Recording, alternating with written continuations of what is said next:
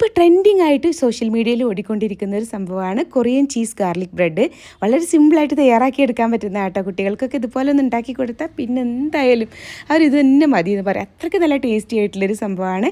അപ്പോൾ എന്തായാലും എല്ലാവരും ഇതുപോലെ ഒന്ന് ട്രൈ ചെയ്ത് നോക്കണേ. ട്രൈ ചെയ്ത് നോക്കിയതിന് ശേഷം ഫീഡ്ബാക്ക് അറിയിക്കാൻ മറക്കരുത്. അതുപോലെ വീഡിയോ കണ്ടുകൊണ്ടിരിക്കുമ്പോൾ ഇഷ്ടമാണെന്നുണ്ടെങ്കിൽ ആ ലൈക്ക് ബട്ടൺ ഒന്ന് ക്ലിക്ക് ചെയ്യാൻ മറക്കരുത്. ചാനൽ സബ്സ്ക്രൈബ് ചെയ്തിട്ടില്ല എന്നുണ്ടെങ്കിൽ ഒന്ന് സബ്സ്ക്രൈബ് ചെയ്ത് സപ്പോർട്ട് ചെയ്യാനിവിടെ മറക്കരുത്. ഫേസ്ബുക്കിലാണ് കാണുന്നുണ്ടെങ്കിൽ ഫേസ്ബുക്ക് പേജ് ഒന്ന് ഫോളോ ചെയ്യാനിവിടെ മറക്കരുത് കേട്ടോ.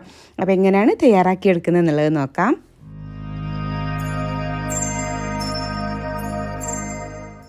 തയ്യാറാക്കിയെടുക്കാൻ വേണ്ടിയിട്ട് ഞാനെന്താ ഒരു ബൗൾ എടുത്തിട്ടുണ്ട്. ഫസ്റ്റ് നമുക്കിലേക്ക് ക്രീം ഒന്ന് റെഡിയാക്കി എടുക്കാനുണ്ട്. അപ്പോൾ അതിനായിട്ട് ഞാനിവിടെ 200 ഗ്രാം ക്രീം ചീസാണ് കേട്ടോ എടുത്തിട്ടുള്ളത്.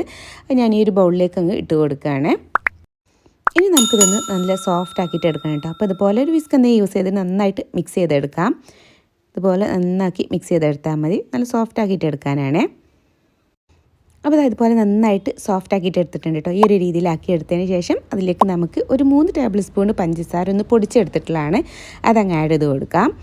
എന്നിട്ട് ഒന്നുകൂടെ ഒന്നങ്ങ് മിക്സ് ചെയ്തെടുക്കാം നന്നായിട്ട് ഇതുപോലെ. ഇപ്പോൾ അത് നന്നായിട്ട് ഇതുപോലെ മിക്സ് ചെയ്തെടുത്തിട്ടുണ്ട്. കണ്ടില്ലേ, ഈ ഒരു കൺസിസ്റ്റൻസിയാണ് വരിക. ഇനി ഇതിലേക്ക് നമുക്ക് കുറച്ച് ക്രീമും കൂടെ ആഡ് ചെയ്ത് കൊടുക്കണം കേട്ടോ. അപ്പോൾ ഞാനിവിടെ ഒരു 1/4 കപ്പ് ഫ്രഷ് ക്രീമും കൂടെ ആഡ് ചെയ്ത് കൊടുത്തിട്ടുണ്ട്. അതും കൂടെ ആഡ് ചെയ്ത് കൊടുത്തിട്ട് നന്നായിട്ടൊന്നങ്ങ് മിക്സ് ചെയ്തെടുക്കണേ. പഞ്ചസാര നമ്മൾ ഒരു 3 ടേബിൾ സ്പൂൺ എന്ന് പറഞ്ഞത് പൊടിച്ചിട്ട് 3 ടേബിൾ സ്പൂണാണ്. നന്നായിട്ട് ഇതെല്ലാം കൂടെ മിക്സ് ചെയ്തെടുക്കാം. അപ്പോൾ ഇതുപോലെ മിക്സ് ചെയ്തെടുത്തിട്ടുണ്ട് കേട്ടോ. ഇതുപോലെ ഉണ്ടാവും. ഇനി നമുക്കിതൊരു പൈപ്പിംഗ് ബാഗിലേക്ക് ആക്കിയെടുക്കണം. അപ്പോൾ അതിനായിട്ട് ഞാൻ ഒരു പൈപ്പിംഗ് ബാഗ് ഇതുപോലെ സെറ്റാക്കിയിട്ട് എടുക്കുന്നുണ്ട് കേട്ടോ. ഇനി അതിൻ്റെ ഉള്ളിലോട്ട് നമുക്ക് ആ ക്രീം അങ്ങ് നിറച്ച് കൊടുക്കാം. ഇതുപോലെ അങ്ങ് ഫില്ല് ചെയ്ത് കൊടുത്താൽ മതി.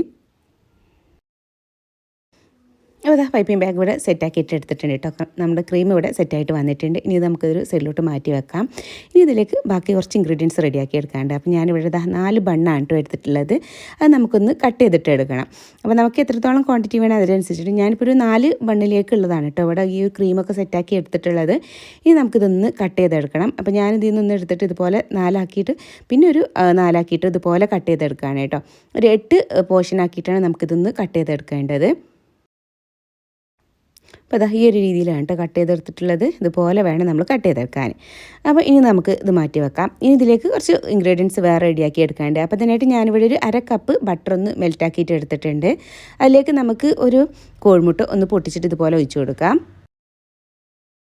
ഇനി അതിലേക്ക് 1 ടേബിൾ സ്പൂൺ വെളുത്തുള്ളി നിന്ന് ചെറുതായി ചോപ്പ് ചെയ്തെടുത്തിട്ടാണ് അത് ഇട്ട് കൊടുക്കാം. അതിൻ്റെ കൂടെ 1 ടീസ്പൂൺ ചില്ലി ഫ്ലെക്സ് ഇട്ട് കൊടുക്കുന്നുണ്ട്.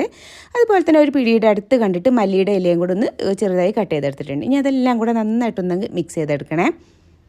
നന്നായിട്ട് മിക്സ് ചെയ്തെടുക്കാം കേട്ടോ. ഇതുപോലെ മിക്സ് ചെയ്തെടുത്തിട്ടുണ്ട്. അല്ലേ, ഈ ഒരു തിക്നെസ്സാണ് വന്നിട്ടുള്ളത്. ഇനി ഇത് നമുക്കൊരു സൈഡിലോട്ട് മാറ്റി വെക്കാം. ഇനി എങ്ങനെയാണ് സെറ്റാക്കി എടുക്കുന്നത് നോക്കാം. അപ്പോൾ പൈപ്പിംഗ് ബാഗിൻ്റെ താഴ്ഭാഗം നമുക്കിതുപോലെ അങ്ങ് കട്ട് ചെയ്തെടുക്കാം. ഇതുപോലെ ചെറിയതായിട്ട് കട്ട് ചെയ്തെടുത്താൽ മതി കേട്ടോ. ഇനി നമ്മൾ ആ കട്ട് ചെയ്തെടുത്തിട്ടുള്ള ആ ഭാഗത്തിൻ്റെ ഉള്ളിലോട്ട് കൊടുക്കുക. ഇതുപോലെ ക്രീം അങ്ങ് ഫില്ല് ചെയ്ത് കൊടുക്കാം. ഇതുപോലെ എല്ലാ ഭാഗത്തേക്കും ഫില്ല് ചെയ്ത് കൊടുക്കുക കേട്ടോ. ആ ഒരു 8 സൈഡ് ആ 8 കട്ട് ചെയ്ത 8 പോർഷൻ്റെ ഭാഗത്തും നമ്മൾ ഇതുപോലെ ക്രീം ഫില്ല് ചെയ്ത് കൊടുക്കണേ.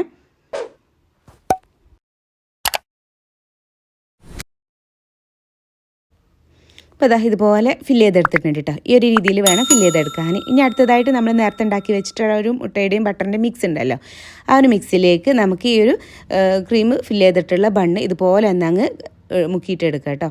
ഇതുപോലെ അങ്ങ് ഡിപ്പ് ചെയ്തെടുക്കാം. ഇനി നമുക്ക് ഏതിലാണോ നമ്മൾ ബേക്ക് ചെയ്തെടുക്കുന്ന ആ ട്രേയിലേക്ക് അങ്ങ് വെച്ച് കൊടുക്കാം. ഈ ബാക്കിയുള്ളതൊക്കെ ഇതുപോലെ തന്നെ ചെയ്തെടുത്താൽ മതി കേട്ടോ. ഞാൻ സെപ്പറേറ്റ് ഓരോന്നായിട്ട് കാണിക്കുന്നില്ല. അപ്പോൾ ഇനി നമ്മളിത് ഓവനിലോട്ടാണ് വെച്ച് കൊടുക്കേണ്ടത്. അപ്പോൾ ഞാൻ ഇതുപോലെ ഒരു ട്രേയിലാണ് കേട്ടോ 4ഉം വെച്ച് കൊടുത്തിട്ടുള്ളത്. ഇനി അതിൻ്റെ മുകളിൽ വേണമെന്നുണ്ടെങ്കിൽ അല്പം ചീസ് നമുക്കിതുപോലെ ഒന്നങ്ങ് സ്പ്രെഡ് ചെയ്ത് കൊടുക്കാം. ഞാനിവിടെ പിസ്സ ചീസാണ് എടുത്തിട്ടുള്ളത്. അതുപോലെ ഒന്നങ്ങ് സ്പ്രെഡ് ചെയ്ത് കൊടുക്കാം. ഇനി നമുക്ക് ഓവനിലല്ലാന്നുണ്ടെങ്കിൽ നമുക്ക് നോൺ സ്റ്റിക്കിൻ്റെ പാനിൽ വെച്ചും ചെയ്തെടുക്കാം. പക്ഷേ ഓവനിൽ വെച്ച് ചെയ്തെടുക്കുമ്പോഴാട്ടോ അതിൻ്റെ ഒരു പെർഫെക്ഷൻ നമുക്ക് കിട്ടുക.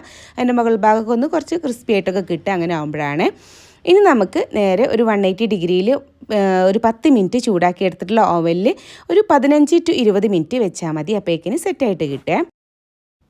അപ്പോൾ നമ്മുടെ കൊറിയൻ ചീസ് ഗാർലിക് ബ്രെഡ് ഇവിടെ റെഡി ആയിട്ട് വന്നിട്ടുണ്ട്. സംഭവം നല്ല ടേസ്റ്റാണ് കേട്ടോ.